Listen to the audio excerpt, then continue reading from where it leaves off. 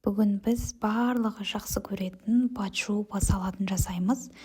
Барлық көкөністерді суға қайнатып алыңыздар.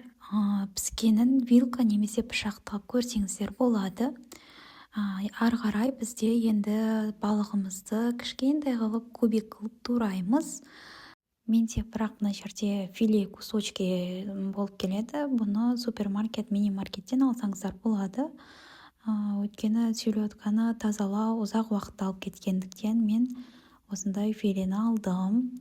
Одан кейін көкөністерді теркадан өткізесіздер, жұмыртқаны кішкентай қылып кубиктап турайсыздар. Ары қарай уже көкөністерді тарелкаға осы видеодағыдай орналастырасыздар. Егер де сіздерде торттың формочкасы жоқ болса, онда сразу тарелкаға жасай берсеңіздер болады. Бірақ формочкамен өте әдемі шығады. Негізі қонақтар келгенде дастарханыңыз прям күшті болып тұрады.